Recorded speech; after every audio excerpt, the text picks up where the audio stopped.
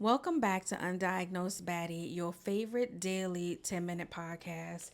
Today, we're going to steal a little bit from Convo& Co. If you've never watched a Convo& Co. episode, go watch a Convo& Co. As a matter of fact, watch all of them and watch how I carry a podcast by myself. This one is totally different than what that one is. Although it's me by myself, that's not what is given, right? So we are going to go ahead and get into today's topic. Now, today's topic is really about knowing who you are. If you don't know who you are, then it's absolutely not the comment, the topic is not going to make sense to you because you have no idea who you are for this to make sense. Let's go ahead and get right into that. Wait a minute. Technical difficulties. Here we go. You ready? Let's go. I want more people to understand that somebody could truly, genuinely be trying their best and that could still not be good enough for you, and that's okay. You don't have to accept it. Two things could be true. They could absolutely be trying their best, but it could absolutely not be good enough for you. Great. You heard what she said. They can be trying their best, but it not be good enough for you.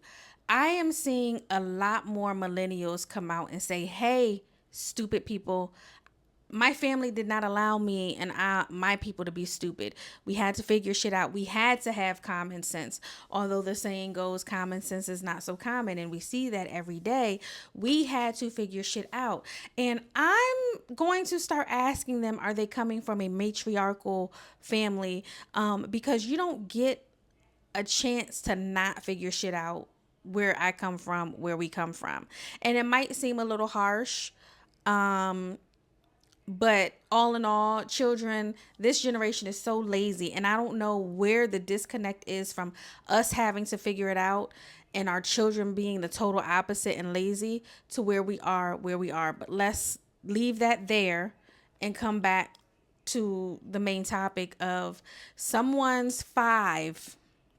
If we're working out a 1 out of 5 system, can be your 2, and it's just not enough. And I want everybody to understand that that's okay. And the reason why that's okay is because you can simply walk away.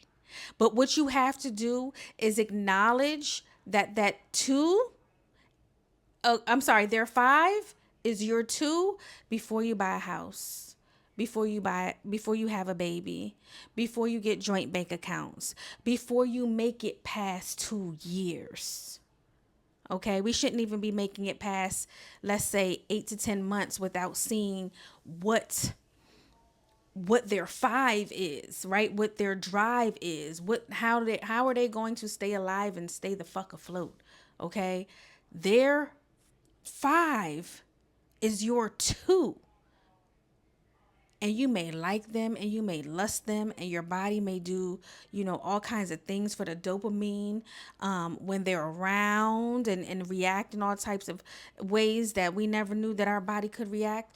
But once we are past that, once we wake up, once the what do they call it? Rose colored glasses come off. Okay. What's left? And what are we dealing with? And of course, I'm always going to go back to something that happened in my life because, of course, I have a story for that, right? But it's just like I remember dealing with somebody and I straight up asked them, why the fuck didn't you think of that?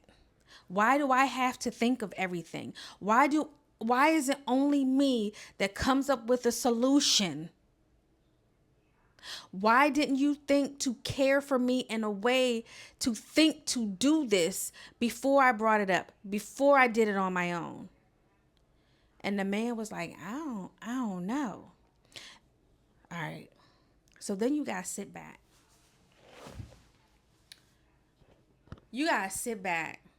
And you have to go and start thinking and researching and taking a pen out and writing shit down and putting the fucking pieces of the puzzle together to say, why is this person starting to seem like they are inept to me?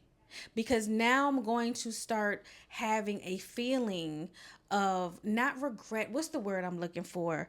It's an emotion that just turns into disgust. I can't find the word that I'm looking for. It's the R word. And this is the effect of comas, that I can't find the word that I'm looking for, but it's in my head. Um and you just sit back and you think, why the fuck?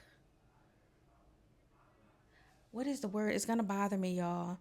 And it's not rage, but it's like, now I don't like you, and now there's disgust, because why am I the only one thinking of this? Why couldn't your brain? And it's not okay, like a 1 plus 2 equals 3, 1 plus 1 plus 1 equals 3. It's not two people doing the same thing to get the same result, so we're both happy. It's one person living on a level and another person not even being able to fathom that the outcome should be this, being able to fathom that they should be moving in a particular way. If you're the man, be the fucking man and lead this shit. But half of you niggas can't lead this shit. You can lead it to shit, but you can't lead shit.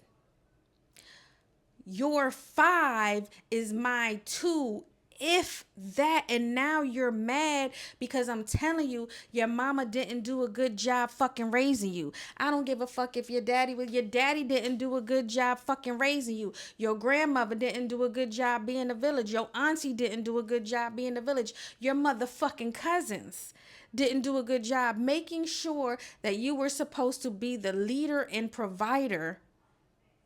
And when you have a leader, you were supposed to think, and not only think, but outside of the box. And you were supposed to make the decisions and see what's coming up before the shit even come up. And that motherfucking path is supposed to be smooth for you and fucking yours. And niggas is living at a 5. That's my 2. And you sit back, and when you're a woman that loves themselves, and like I said, you have to know yourself to understand that when someone says, oh, I did my best, this is everything that I could do, and it's almost like a little kid and they coloring and that shit all out the lines, and it's like, damn, you like 8 now. This is how you should have been coloring when you was 1. When we first put a crayon in your hand, this shit look a mess. That's how niggas be moving. That's how men be moving. And y'all already know on this channel, if you ever get here and you're not black, when I say niggas, I mean all of the ones with a scrotum and a dick. Black, white, Puerto Rican, Asian, Indian niggas. So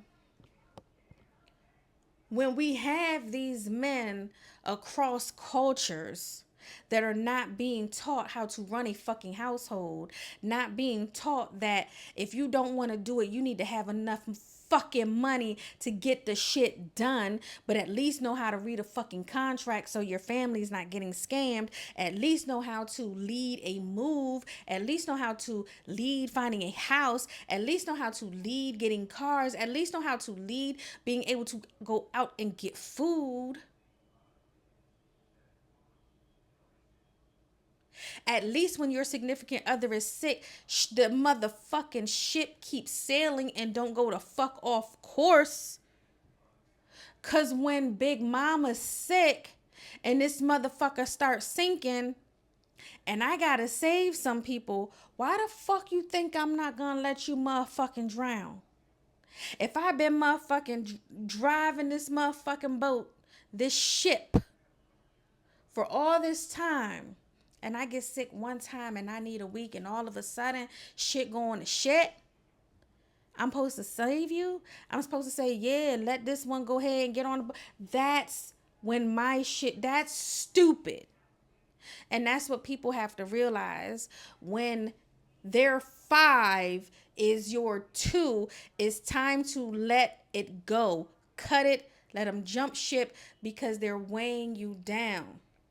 This also goes into knowing yourself. What is your worth? If you are a woman and you're dating a man and they have a kid or kids, and they A, don't take care of their kids, B, don't have their kids as much, they not seeing you.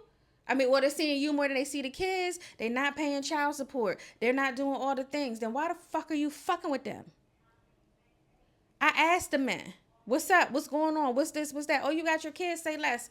Hit me on the flip side. You know,